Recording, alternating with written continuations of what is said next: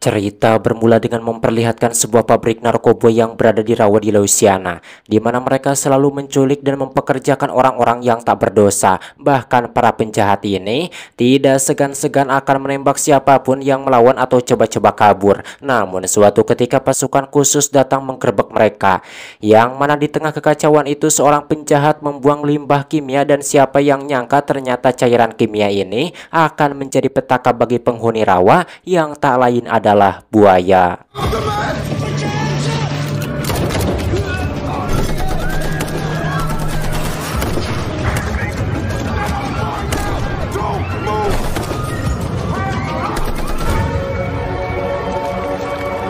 Di mana cairan kimia ini akhirnya meracuni koloni buaya dan mengubahnya menjadi lebih agresif dari sebelumnya. Bahkan tak sedikit manusia yang menjadi korban, terutama para pemburu telur buaya. Beberapa waktu berlalu kita beralih ke negara bagian Texas, tepatnya ke seorang wanita bernama Kyle yang merupakan seorang mahasiswi jurusan biologi yang sedang merana akibat kematian kakaknya. Makanya daripada mengikuti pelajaran, Kyle lebih fokus chatan dengan temannya yang akan menemaninya ke Florida. Kyle. Why are apex predators exceptionally aggressive? Aggression is simply a means of survival. Saat pulang ternyata temannya yang bernama Alice sudah datang untuk menemani Kyle menabur abu kakaknya di sebuah sungai di Florida. Dan di sini Alice meminta maaf karena dirinya turut membawa teman mereka yaitu Doku dan Malika yang tunggi. Disebabkan mereka membutuhkan uang kedua orang itu untuk biaya perjalanan mereka. Karena seperti yang mereka tahu, Malika dan Doku adalah anak orang kaya. So what happened to your car? Kemudian Alice pun curhat bahwa dirinya baru saja menjual mobil kesayangannya karena ibunya terlilit hutang pada rentenir. Plus her 27's a loan shark, so come on. Sebelum melanjutkan perjalanan esok hari, mereka pun bermalam di sebuah penginapan karena rencananya Malika akan mengajak mereka ke kota Miami setelah nanti Kyle menaburkan abu kakaknya. Dan di sini Kyle kembali bersedih saat dirinya teringat dengan sosok sang kakak bernama Jamie yang gondrong keren dan selalu melindunginya. Tapi kita belum tahu nih apa yang telah menyebabkan kakaknya meninggal.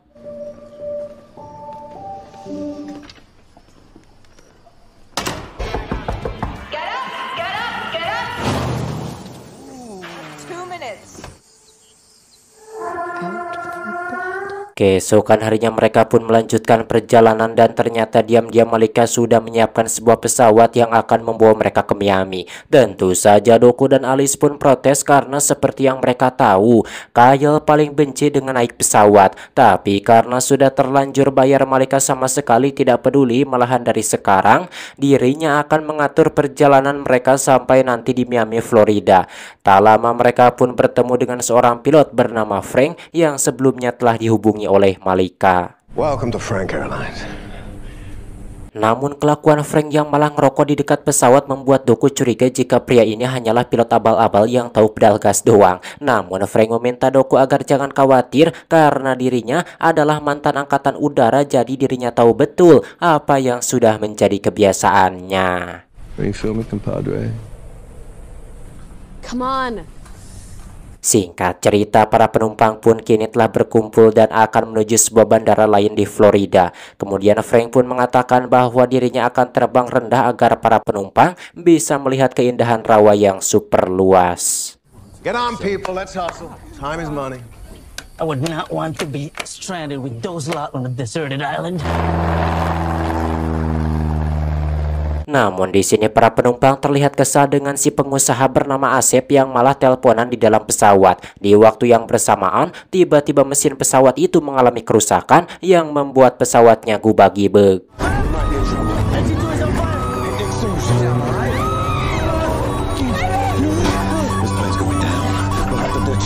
Hingga akhirnya Frank pun terpaksa mendaratkan pesawatnya di sebuah sungai, membuat mereka kini berada di tengah-tengah rawa yang sangat luas.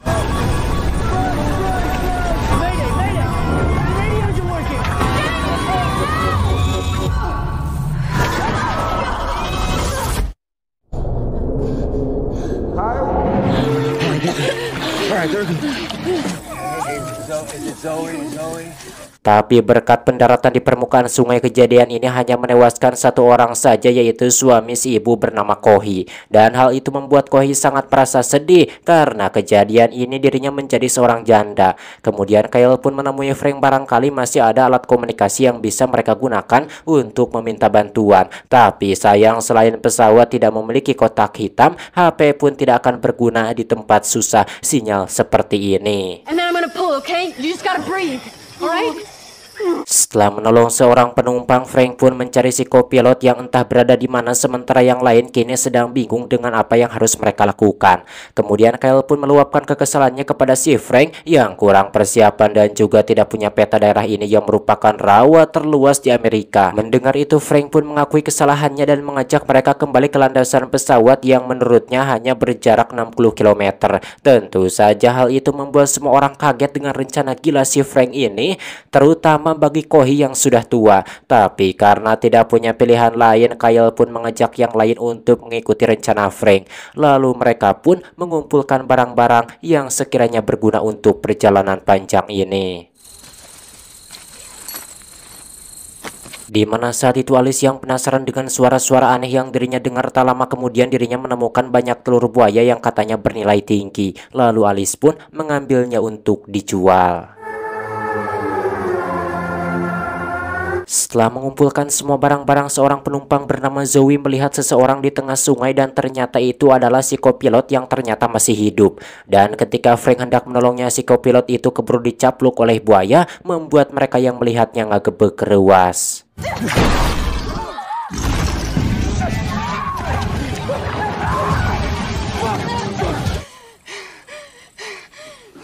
Karena keadaan sudah tidak aman lagi, mereka pun bergegas pergi sesuai rencana Frank tadi. Sementara itu sang buaya sangat bersedih ketika melihat calon anaknya tinggal satu butir karena diambil oleh Alice.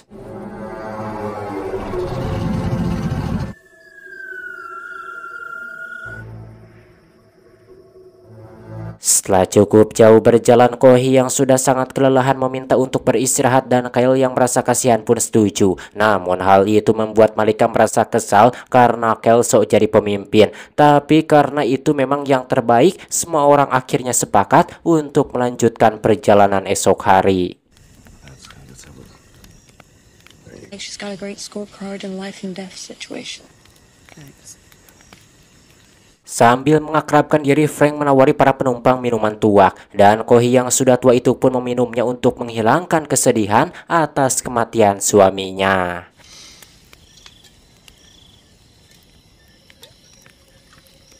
Dan saat semua orang tertidur, si Asep, si pengusaha itu kebelet pipis, lalu dirinya mendapat panggilan dari seseorang. Namun tiba-tiba di mana kematian Asep semalam membuat Kyle bertanya-tanya kenapa seekor buaya melakukan serangan tanpa memangsa korbannya. Kemudian Frank menceritakan bahwa dirinya pernah mendengar rumor tentang koloni buaya di rawa yang berubah menjadi brutal. Dan ternyata benar, para buaya melakukan serangan bukan sekedar untuk makan saja. Bahkan salah satu buaya yang bernama Christina akan melakukan perjalanan yang jauh hanya untuk menghabisi pemburu yang mengusik sarangnya. Tak lama mereka pun melihat sebuah rumah yang membuat mereka punya harapan untuk diselamatkan. Kemudian Kyle pun mengajak yang lain untuk segera menuju rumah tersebut.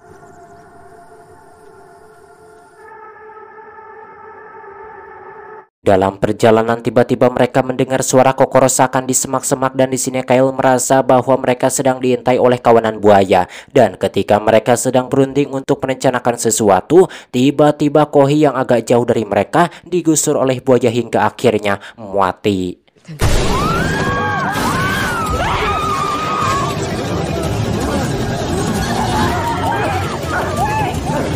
Dan di sini Zoe sempat dicapluk kakinya, namun beruntungnya mereka berhasil menyelamatkan Zoe.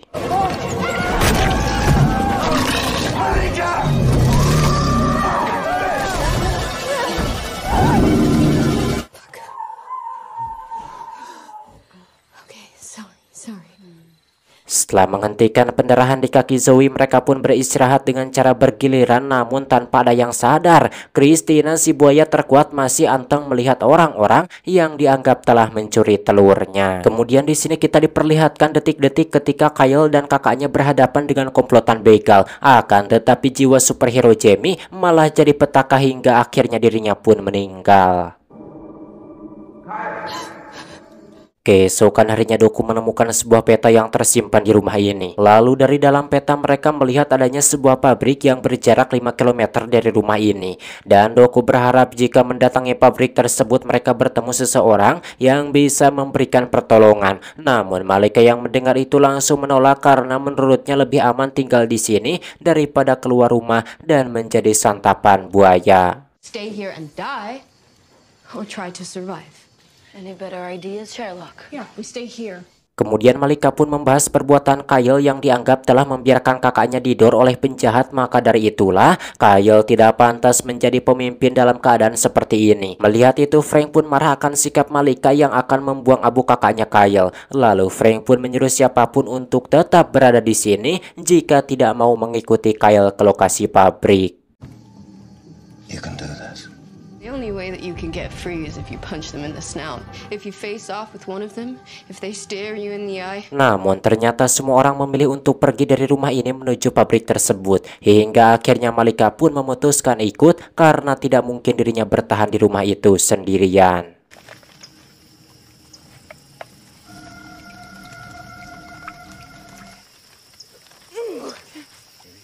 Makin lama berjalan kondisi dari Zoe semakin parah akibat luka di kakinya. Lalu ketika pacarnya Zoe yang bernama Dom terus menyemangatinya, Malika malah meminta semua orang untuk meninggalkan Zoe, membuat Dom sangat marah. Lalu tiba-tiba saat itu Doku mendengar suara keberadaan sungai yang bisa membawa mereka dengan cepat ke lokasi pabrik. What are we supposed to do? We can't cross it. Guys, it's running right by it. Kemudian Kyle dan Frank pun berencana untuk membuat rakit. Terlebih bagi mereka di darat dan air sama-sama punya resiko diserang buaya. Dirasa itu cara yang terbaik. Dom pun mengajak mereka untuk secepatnya membuat rakit. What happens if we don't finish in a few hours? Put it down. Good work, guys. Oh, all right. We got it. Let's go, Frank. Let's go, Sam. Di tengah kesibukan membuat rakit, Dom menyempatkan merawat Zoe yang sebenarnya kian melemah. Dan di sini Dom pun berjanji akan secepatnya membawa Zoe ke rumah sakit. Sementara itu Alice merasa ada sesuatu di balik semak-semak. Lalu dirinya pun mencari tahu ada apa sebenarnya di balik semak-semak yang ternyata itu adalah buaya. Dan Alice pun langsung saja setelah menyerang seekor buaya, Alice pun meminta teman-temannya untuk secepatnya berangkat. Dan saat buaya berdatangan, Zoe yang merasa perjuangan mereka akan sia-sia, dirinya ngajol ke sungai untuk mengalihkan perhatian buaya dengan mengorbankan dirinya. Dan tentu saja hal itu membuat Dom sang pacar sangat merasa sedih.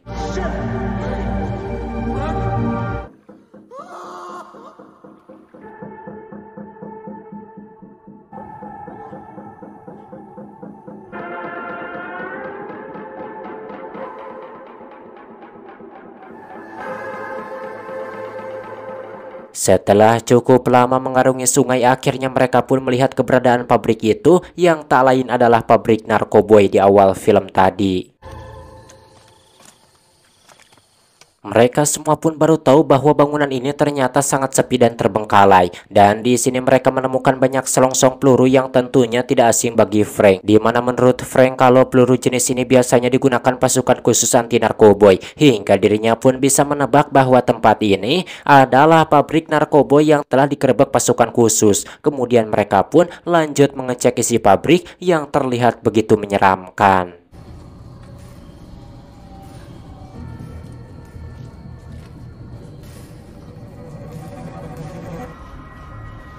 Guys, look. We should split up. Kemudian di sini Frank pun menyuruh mereka untuk berpencar, barangkali ada radio yang bisa mereka gunakan. It's okay.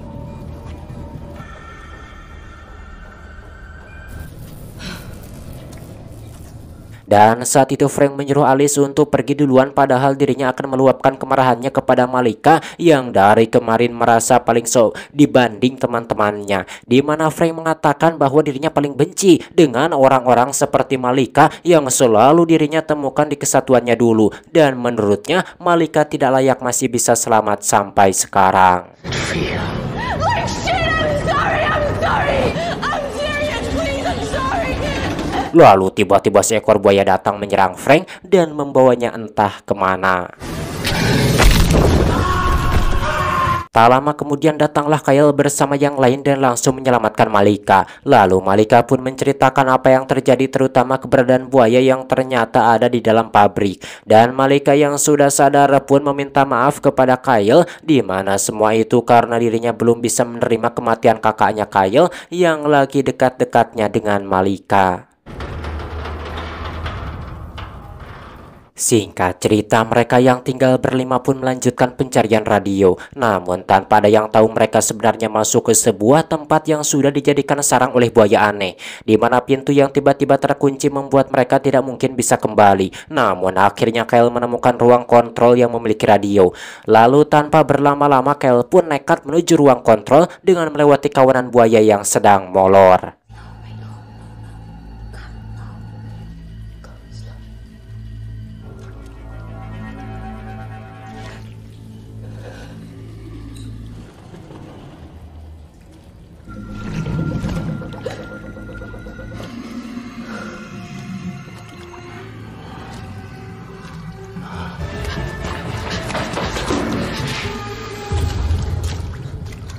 Setibanya di ruang kontrol, Kyle sangat kesulitan untuk menyalakan radio yang sudah lama tidak aktif. Sementara Doku masih mengatur nafas agar tidak membangunkan para predator ini. Dan pada akhirnya, Doku turut menjadi korban oleh serangan buaya.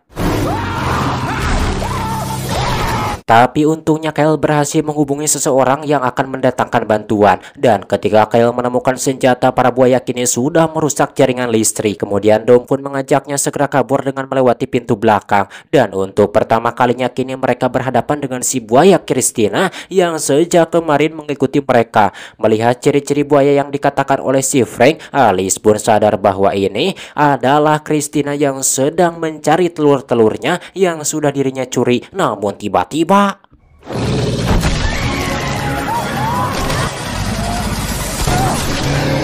lalu dengan cepat Dom dan Malika pun menyelamatkan Alice dan segera membawanya keluar pabrik. Di saat itu pula Kyle mengalihkan perhatian Christina yang masih emosi kepada Alice si penculik anak-anaknya. Dan serangan Kyle berhasil membuat si buaya meraung kesakitan. Lalu ketika Kyle menemukan pertamak yang berisi pertalit itu, dirinya pun bergegas untuk membakar sang buaya hingga akhirnya si buaya itu pun mati.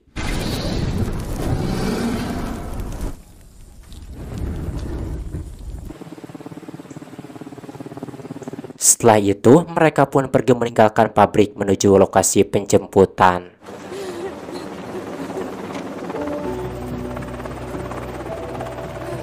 Di mana kejadian yang dialami Kyle membuatnya kini menjadi wanita tangguh dan berani menjalani hidup dengan percaya diri, bahkan dirinya bisa melakukan misi tabur abu sang kakak yang sejak dulu selalu menemaninya. Thank you.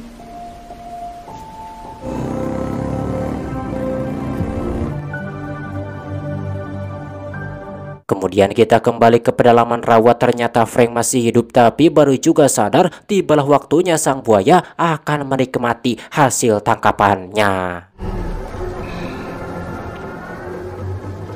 Tamat ending yang sangat membuayakan, sekali dan mengajikan, buaya teler. Dan macam mana menurut teman-teman semua tentang film ini? Menurut saya kalau untuk film survival seperti ini lumayan bagus sih filmnya. Dan ya cukup untuk menghibur lah. Gimana? Gimana aja. Dan memang ini film terbaru juga kan. Jadi saya lihatnya lumayan ceritanya. Jadi saya mengangkatnya otomatis ya kayaknya ini teman-teman suka nih. Menurut saya cuma seperti itu. Jadi saya langsung ambil saja film ini. Dan apakah teman-teman semua puas menontonnya? Silahkan saja tulis di kolom komentar. Komentar. Alah, aduh. Tunuh sekali. lagi puasa nih, lagi puasa kok diomong-omongin saja. Dan bagi teman-teman semua yang mengharapkan THR dari saya, bukannya saya pelit apa gimana gitu. Saya nih kan ya, yang namanya video gini bukan hak cipta saya sendiri. Kadang AdSense tuh mohon maaf ya, kadang ada view-nya besar tapi itu gak ada AdSense-nya, kadang kuning gimana lah gitu. Jadi saya tuh boro-boro yang hadapin lebaran ini saya juga masih riat gitu. Kadang saya juga sedih gitu. Orang lain beli baju beli ini, saya cuman bisa ngerokok saja dan ngupruk saja di rumah. Mau keluar rumah juga macam mana tak punya uang lah. Jadi ya memang kalau konten seperti ini beda dengan konten-konten yang lain, karena konten seperti ini mengambil hak cipta sebenarnya legal kalau dalam ini. Cuman konten seperti ini kan hak cipta orang lain, kita mengambil selayaknya, bukan selayaknya, sesuai dengan kebijakan YouTube. Jadi yang minta THR seperti itu bukannya saya pelit atau gimana, saya juga ada macam mana lah. Beda lah kalau konten yang punya hak cipta sendiri seperti ya petualangan seperti itu lah. Kalau sini kan cuman konten seperti ini, sebenarnya konten seperti ini tidak layak untuk dibanggakan, apalah cuman numpang hidup sama hak cipta orang lain saja gitu. Oke, akhirnya sajalah saya Boy pamit dari ruang dengar Anda. Sampai berjumpa kembali di video selanjutnya.